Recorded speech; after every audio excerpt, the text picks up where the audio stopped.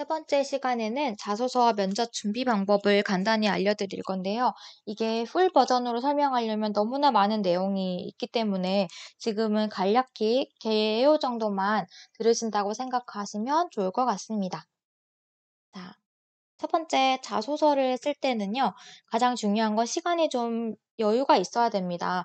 너무 임박해서 쓰려고 하면 생각도 안 나고 오히려 원하지 않는 내용만 나오게 되는 경우가 많아요. 그래서 최소 2주 전부터는 또는 여유가 있으면 한 달 전부터 내가 조금씩 생각을 해 두는 거예요. '내가 이런 내용을 써야지.'라고 인제 써 놓거나 브레인스토밍을 해서 인제 마인드맵으로 자기 경험을 나열해 보고 내가 해당 전공과 비슷한 또는 유사성을 가진 경험이 어떤 게 있는지를 잘 생각해 보는 거예요.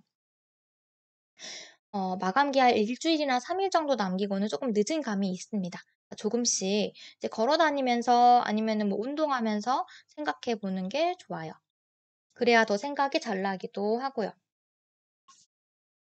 그래서 이렇게 전체적인 윤곽이나 개요를 먼저 짠 다음에 어 컴퓨터 앞에 앉아서 키보드를 두드려야 써져요. 아무 생각 없이 컴퓨터 앞에 오래 앉아 있는다고 써지는 이제 성격의 글이 아닙니다. 그리고 두 번째로는 지인 첨삭은 나중에 받아주세요. 자소서 작성이 끝난 후에 뭐 언니나 친구나 부모님한테 보여주세요. 왜냐하면 그 미리 전부터 이렇게 쓸까 저렇게 쓸까 하고 물어보면 결국에는 방향을 잃어서 오히려 못 쓰는 경우를 많이 봤습니다. 결국엔 자소서는 내가 마음에 들고 내가 하고 싶은 얘기를 쓰는 거기 때문에 본인의 의사가 굉장히 중요해요. 그러니까 내가 일단 써본 다음에 남한테 보여주는 것이 좋겠습니다. 물론 인터넷으로 이제 뭐 책으로 내가 자소서를 어떻게 써야 되는지 찾아보는 거는 괜찮습니다. 음. 그리고 반복해서 수정하는 것이 중요해요. 맞춤법 교정이나 줄임말이나 속어를 쓰지 않는다든지 너무 길게 정확하게 쓰진 않았는지 이런 거를 반복해서 계속 수정해 주세요. 반복할 때마다 더 완성도가 높은 자소서가 됩니다. 서울대는 조금 일찍 준비해 주세요. 10월 초에 원서 접수가 완료되기 때문입니다. 그리고 지금 여름이죠. 전공 공부를 지금부터 하셔야 됩니다. 타전공이나 낮은 학점 걱정을 하지 마세요. 타전공 낮은 학점일수록 이제 자소서가 아주 중요합니다. 그러니까 자신감을 가지고 자기 경험이나 열정을 좀 보여줄 필요가 있어요. 자소서에 제가 비록 학점은 낮지만 이런 말 쓰실 필요 없습니다. 굳이 그걸 들춰낼 필요 없고요. 내가 학점은 낮지만 내가 점수 잘 받은 과목, 내가 어떨 때 뭐 장학금을 한번 받았다 그러면 장학금 받았던 뭐 과정 이런 거를 좀 자기의 장점을 부각시키는 쪽으로 쓰려고 노력을 해 주세요. 그리고 대부분 면접 문제가 여기서 이제 나오기 때문에 면접에서 내가 물어봤을 때 당황하지 않을 만큼 잘 알고 있는 내용으로 쓰셔야 됩니다. 잘 모르겠는데 쓰고 싶으면 조사를 하셔서 어 이제 쓰셔야 됩니다. 그러면 다음에 이제 면접으로 일단 넘어가 볼게요. 어 사실 자소서를 쓴 다음에 고민해도 됩니다. 왜냐하면 자소서를 이제 복습하는 것이 면접 준비를 하는 거거든요. 거기서 꼬리 질문을 물어보고 할 거기 때문에 그렇습니다. 자, 이거 외에는요. 인제 심화 이제 문제가 있을 수 있으니까 학교 홈페이지나 카페나 이런 데서 기출 문제를 구하셔서 답변을 미리 생각해 보는 겁니다.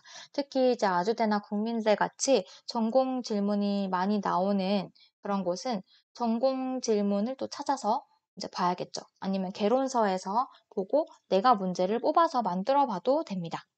그리고 이때 이 답변을 만들 때 30초 내로 할 수 있게 좀 짧게 만들어 주세요. 내가 할 말이 1분이 있어도 먼저 30초를 말한 다음에 말할 내용을 남겨 두세요. 그래야 추가 질문이나 꼬리 질문을 교수님들이 하셨을 때 답할 내용이 있습니다. 처음에 너무 쏟아내 버리면 말할 게 없고 당황하게 돼서 면접을 잘 못한 것 같은 느낌이 드니까요. 그리고 면접 상황에서는 교수님 반응에 신경을 꺼 주세요. 일부러 짓궂게 하거나 아니면 원래 불친절한 교수님들이 계세요.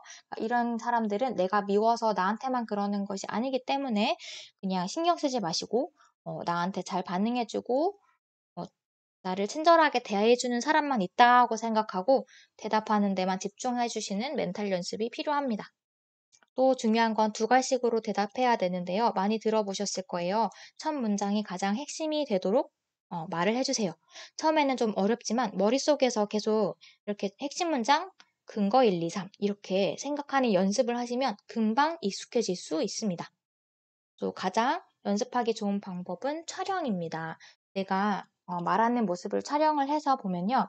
반복되는 습관이나 뭐 표정이나 목소리 크기나 습관적인 어떤 손동작 이런 것도 고칠 수가 있어요. 사실 한 3번 정도만 해봐도 금방 고치게 됩니다. 이거는 꼭 한번 해보시기를 바랍니다. 그래서 지금 당장 8월에는 뭘 해야 될까 정리를 해드리면 첫 번째 자소서 작성을 시작하세요. 브레인스토밍을 통해서 또는 이제 그리고 마인드맵 기술을 이용해서 내가 어떤 그러니까 브랜치를 많이 내셔서 어떤 경험이 있는지를 사소하게 다 적어보는 거예요. 내가 아이스크림 가게에서 알바했던 거, 뭐 내가 지나가다가 행인을 뭐 이렇게 세워줬던 거, 뭐 이런 여러 가지 사소한 봉사활동 이런 것도 다 써보세요. 그 다음에 거기서 혹시 내가 좀 좋은 경험을 하지 않았나? 또는 내가 좋은 멘토를 만나지 않았었던가? 이때 어떤 일이 있었지? 좀 잘 짚어보는 겁니다. 그러면 오늘은 생각나지 않던 게 내일 생각날 수도 있고 이렇게 하기 때문에 여러 가지를 소재를 다 적어보는 활동을 하셔야 됩니다. 그리고 두 번째는 당연히 학교 탐색을 해야 합니다. 학교를 4-5개로 추리는 것이 좋을 수도 있어요. 상향권, 안정권, 뭐 하향 이렇게 1개, 2개, 2개씩 이렇게 생각해 보는 거죠. 사실 한 10개 이상 내시는 분들도 있지만 한 4-5개의 포커스를 맞춰서 준비하는 것도 좋습니다. 그 학교가 이제 어떤 자소서 양식 또 이제 뭐 전공 면접이 있는 거에 따라서 다르게 준비를 해야 되니까요. 좀 유사하게 묶어서 준비 과정이 비슷한 것끼리 묶어서 하면 좋을 수 있습니다. 그리고 세 번째는 전공 공부인데요. 서울대에는 필기시험이 있으니까 더욱 열심히 해야겠죠. 그리고 면접이 계획되어 있는 학교도 개론서를 반복해서 읽어주세요. 가끔 기출문제를 풀거나 하는 분들도 계시는 것 같은데 저는 그 방법은 추천하지 않아요. 일단 개론서를 몇 번, 한 3번 이상은 읽고 내가 목차를 정리하고 목차에서 뽑은 것들을 암기하는 방법으로 공부하시는 게 가장 좋다고 생각합니다. 그래도 시간이 남으면 기출을 보거나 하시면 되겠습니다. 네 번째는 영어 점수인데요. 필수 영어 점수가 이제 없는 사람들은 지금은 그래도 마지막으로 기회가 있으니까요.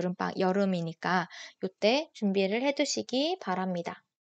아마 그런데 교육대학원은 일반 대학원을 말고 교육대학원은 영어 점수를 요구하는 곳이 거의 없습니다.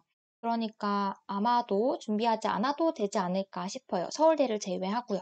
또는 혹시 외국인 분들이 계시다면 한국어 점수가 필요하기 때문에 그거를 미리미리 준비해 주셔야 됩니다.